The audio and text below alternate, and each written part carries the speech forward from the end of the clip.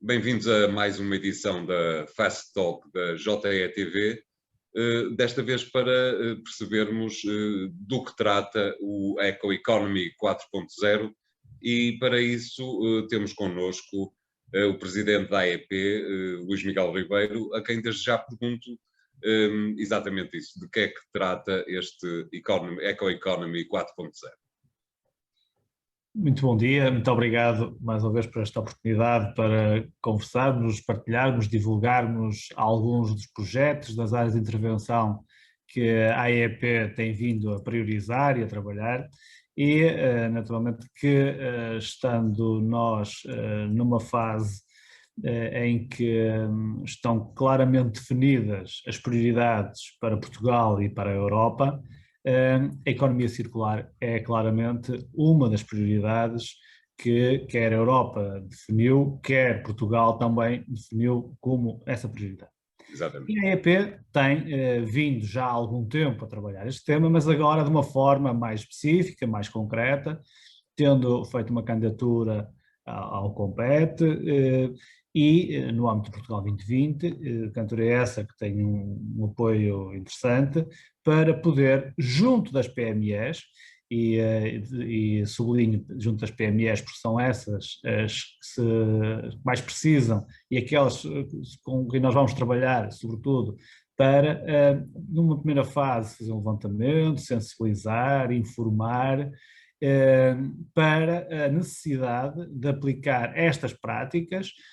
que têm a ver com a descarbonização e a transição energética e que naturalmente contribuem e para a importância de contribuir para a economia circular.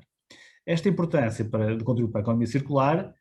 coloca-se não só ao nível das empresas, porque de facto a economia linear tem cada vez mais os seus dias contados e a economia circular deverá ser cada vez mais uma prioridade, até por aquilo que ela representa, não só para o ambiente, não só para o país e por isso para o contexto onde cada uma das empresas e cada um de nós estamos, mas também aquilo que ela representa em termos económicos para as empresas, porque nós com isto podemos estar aqui a evitar que uma das grandes fatias das nossas importações, que são os produtos que são utilizados na indústria, na produção, os chamados produtos de consumo intermédio, os bens de consumo intermédio, que representam cerca de 30% das nossas importações, possam ser substituídos por a reintegração no circuito, novamente, de algumas desses produtos que irão funcionar como matéria-prima. Mas peço desculpa por interromper, é essa a percepção que ainda falta transmitir ao tecido empresarial português, não é verdade? Para além da percepção e da demonstração dos ganhos e da importância que isto tem, é também criarmos condições para que, de facto, isto possa ser possível, porque não chega só a ter vontade ou estar disponível para poder começar a aplicar práticas da economia circular e ter cuidados com a questão da descarbonização, da transição energética. Tudo isto é um percurso... Digamos que precisamos de passar do chavão à realidade. Exatamente. E precisamos, com cada uma das empresas, de facto, demonstrar, fazer aqui algumas ações de benchmarking sobre aquilo, as práticas, as boas práticas que existem e demonstrar, de facto, que isto é possível e que,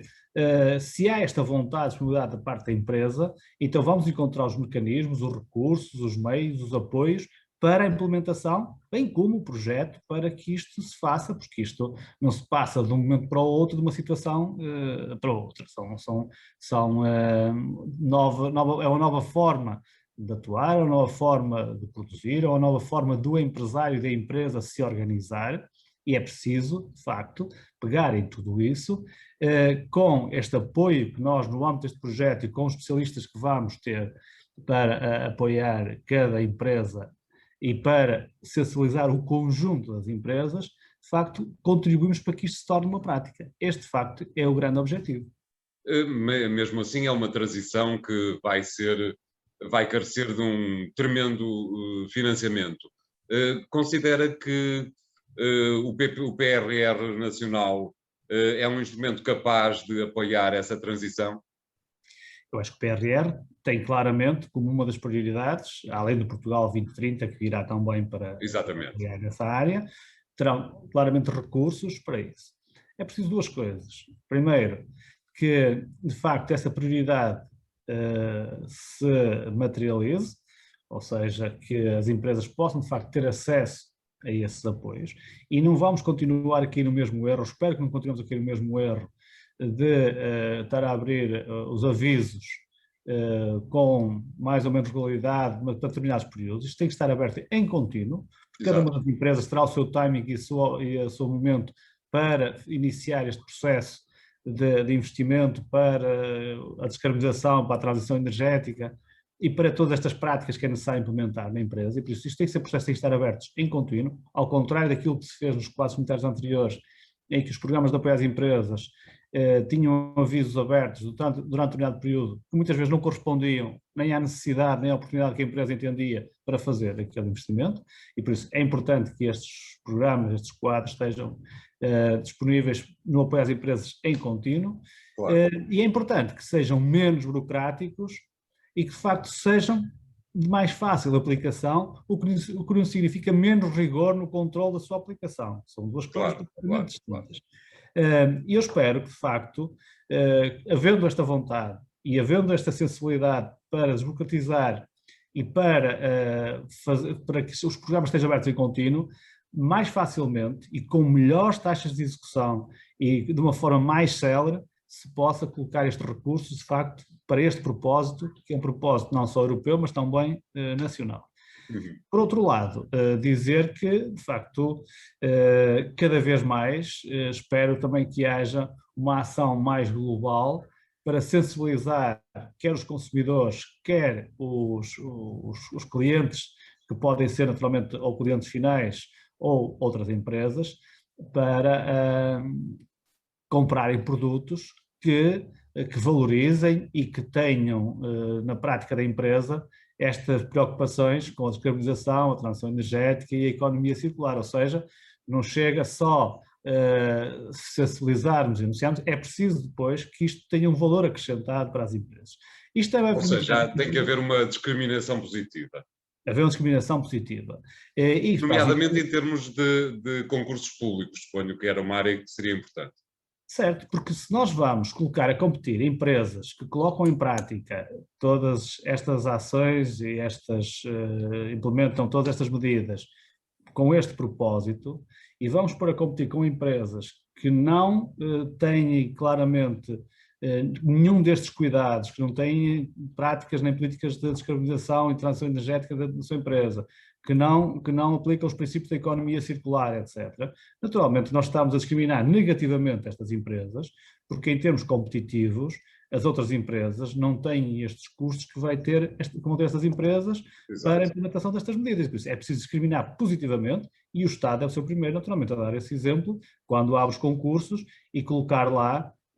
como um dos requisitos ou um dos critérios a ser avaliados esta questão. Talvez a discriminação positiva tivesse, aliás, que ser feita em dois planos, não só no plano nacional, mas também naquilo que tem a ver com o tipo de produtos que entram no espaço da União Europeia, não lhe parece? Se este propósito é europeu e se é nacional, que ambos devem ter e devem discriminar positivamente as empresas que têm estas práticas, para que de facto estimulem outros também a seguir as mesmas práticas, porque caso contrário estamos a permitir e estamos aqui a continuar com aquilo que tem vindo a acontecer nos últimos tempos e que nós percebemos, nós já tínhamos noção, mas percebemos como nunca tínhamos percebido a nossa dependência face a outros mercados e aquilo que isto nos está a custar e que nos está a custar neste momento, por exemplo, com a questão da logística dos transportes, que estamos com a dependência que temos, estamos com dificuldades enormes, os preços estão a disparar, quer sejam preços de matérias-primas, quer sejam preços de bens de consumo intermédio,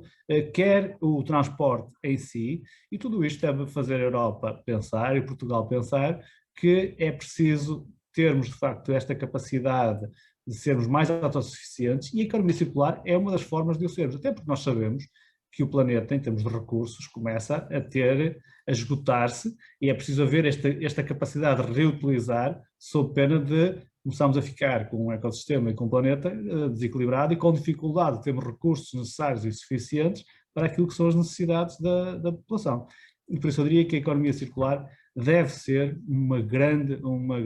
aposta, deve ser de facto uma prioridade por aquilo que ela representa, não só a este nível, mas também, como eu disse, ao nível da nossa balança comercial, ao nível económico, o que tudo isto representa, e acho que nós temos uma vantagem grande, temos as novas gerações já muito sensibilizadas para estas questões, que nos ajudam a garantir que no futuro, cada vez mais, e nós sendo capazes de iniciar estas práticas e de começar estes processos, a pôr estes processos em prática, que eles terão continuidade, porque nota-se claramente que as novas gerações têm uma sensibilidade maior que nós para estes temas. Nota-se claramente que as novas gerações têm muito pouca confiança em nós, as velhas gerações. Faço-lhe uma última questão. Creio que os investimentos, o financiamento deste programa Ecoeconomy 4.0 é de 700 mil euros. Tem um plano de ações previsto? Sim, temos. O primeiro, rapidamente, a área de intervenção são as regiões de convergência, Norte, Centro e Alentejo, e por isso estamos a definir as áreas prioritárias de atuação, vamos ter um roadmap coletivo, vamos ter um conjunto de ferramentas de diagnóstico e autoavaliação para que a própria empresa, o próprio empresário possa avaliar aquilo que são as práticas que têm naquele momento e depois perceber o que é necessário fazer para implementar estas práticas no sentido da descarbonização e da transição energética. Por outro lado, ter um conjunto de informação, de benchmark daquilo que se faz a nível nacional e internacional para que depois se possa, também cada empresário possa perceber o caminho que outros fizeram e ser mais fácil em termos comparativos, porque os empresários gostam muito de ver, para além daquilo que lhes dizem, gostam de ver casos práticos. Exato. E nós temos que mostrar exemplos daquilo que foi feito e que funciona, para que de facto acreditem mais naquilo que de facto se está a propor. E depois criar um conjunto de ferramentas, para a implementação destas medidas, sensibilizando os gestores das empresas, fazendo ações de sensibilização para isso, e depois promover a rede de negócios, nomeadamente de empresas que estejam a seguir estas práticas, fazendo a tal discriminação positiva. E por isso eu diria que é importante, com este projeto, fazer chegar a mensagem certa, no tempo certo, às nossas pequenas e médias empresas, às nossas PME, sendo certo que este é de facto um desafio que temos, é um desafio que urge olhar para ele e agir para além daquilo que tem sido o discurso, tem sido a definição das prioridades, é preciso agir. E a AEP é aí que intervém. A AEP é um agente que quer contribuir para colocar em prática, para apoiar as empresas, para de facto tornar estas práticas uma realidade, fazendo aqui a ligação daquilo que são recursos e as oportunidades existentes com aquilo que são as necessidades que as empresas têm, apoiando os empresários, que é essa a nossa missão. Muito bem. Luís Miguel Ribeiro, agradeço-lhe a disponibilidade para nos fornecer estas informações. Muito obrigado. Obrigado nós. Pode acompanhar este e outros temas em jornaleconómico.pt e nas plataformas da JETV. Até lá. Obrigado.